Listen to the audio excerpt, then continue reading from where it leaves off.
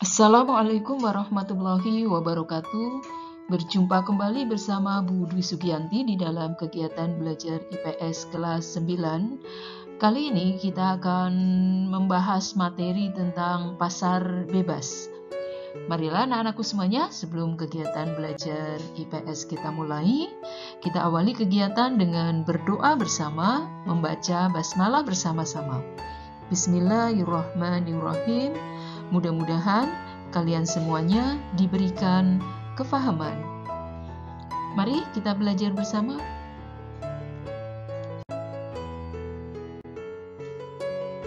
Anak-anakku sekalian, tujuan pembelajaran kita pada kesempatan kali ini yaitu mempelajari materi pasar bebas. Setelah selesai mengikuti kegiatan belajar ini, diharapkan kalian mampu menganalisis tentang pasar bebas. Marilah anak-anak semuanya, yuk kita mulai saja pembahasan kita yaitu tentang pasar bebas. Kita masuk pertama pada penjelasan dari pasar bebas. Secara pengertian, pasar bebas atau perdagangan bebas atau free trade adalah kebijakan di mana pemerintah tidak melakukan diskriminasi terhadap ekspor dan impor.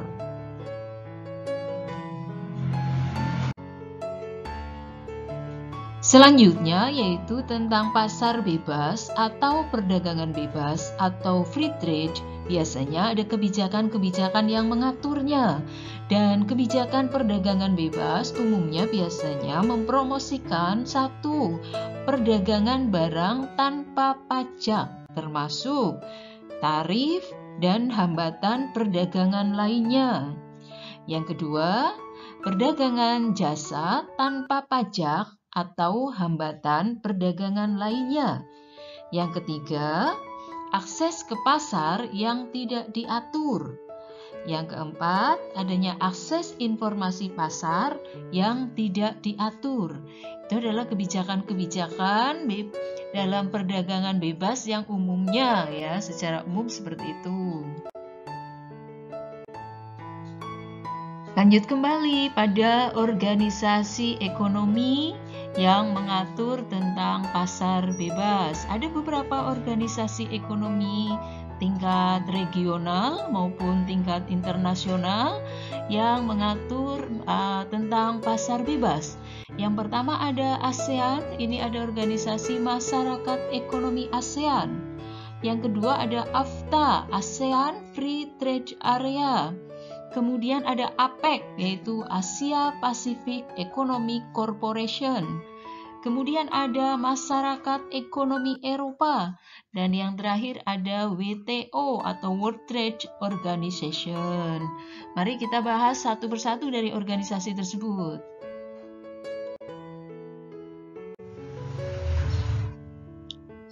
Yang pertama kita bahas tentang organisasi ekonomi pasar bebas di ASEAN, namanya Masyarakat Ekonomi ASEAN.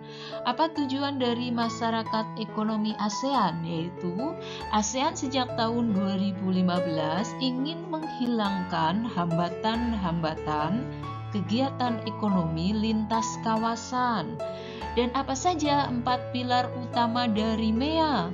4 pilar utama dari MEA adalah yang pertama, MEA sebagai kawasan yang memiliki perkembangan ekonomi yang merata.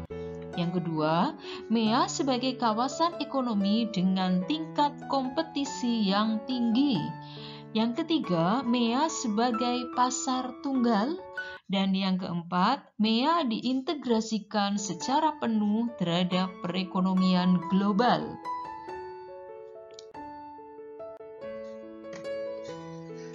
Organisasi ekonomi pasar bebas yang kedua yaitu ada AFTA, kepanjangan dari ASEAN Free Trade Area. AFTA ini memiliki beberapa tujuan. Tujuan yang pertama adalah meningkatkan perdagangan antar negara ASEAN. Yang kedua, menarik investasi asing. Dan yang ketiga adalah membuat wilayah ASEAN sebagai basis produksi yang kompetitif secara global.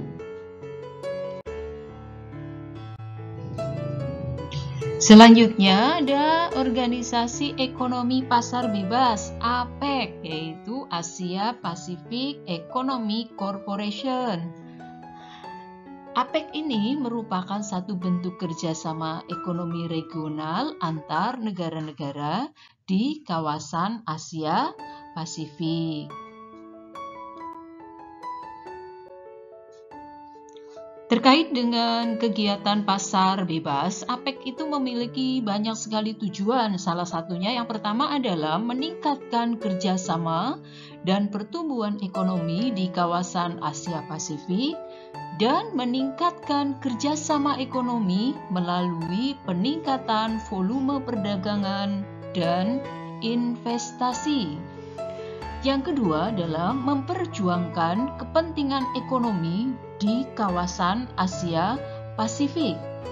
Dan yang ketiga adalah tempat usaha negara-negara maju untuk membantu negara-negara berkembang.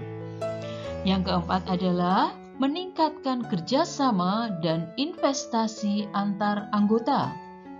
Yang kelima, menjalankan kebijakan ekonomi yang sehat. Yang keenam, mengurangi dan mengatasi sengketa perdagangan.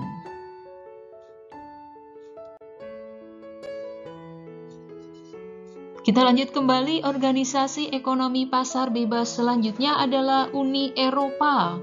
Uni Eropa ini dibentuk untuk menyusun politik perdagangan bersama dan mendirikan daerah perdagangan bebas antar negara Eropa. Apa saja tujuan dari Uni Eropa ini? Uni Eropa memiliki tujuan yang pertama adalah integrasi Eropa dengan cara menjalin kerjasama ekonomi, memperbaiki taraf hidup, dan memperluas lapangan kerja. Yang kedua, memajukan perdagangan dan menjamin adanya persaingan bebas serta keseimbangan perdagangan antar negara. Yang ketiga, menghapus semua rintangan dan hambatan perdagangan internasional.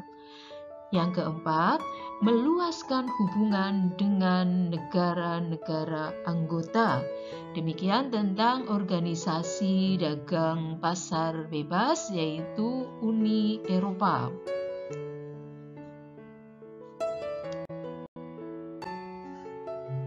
Selanjutnya yaitu ada Organisasi Ekonomi Pasar Bebas, ada WTO atau World Trade Organization, merupakan satu-satunya organisasi internasional yang mengatur perdagangan internasional. Selanjutnya adalah tentang tujuan dari dibentuknya WTO. WTO memiliki beberapa tujuan. Yang pertama yaitu meningkatkan kesejahteraan negara-negara anggota melalui pasar bebas. Yang kedua, membantu produsen barang dan jasa serta eksportir dan importir dalam kegiatan perdagangan. Yang ketiga, mendorong lebih terbukanya perdagangan dunia. Yang keempat, menyusun kewajiban anggotanya untuk menjamin berjalannya sistem internasional non-diskriminasi. Yang kelima, menyediakan forum untuk berbicara tentang isu-isu perdagangan internasional. Yang keenam, menyediakan mekanisme penyelesaian bagi perdagangan internasional. Demikian pembahasan kita hari ini tentang materi pasar bebas atau perdagangan bebas atau free trade. Nah, kita sudah sampai pada penghujung tatap muka.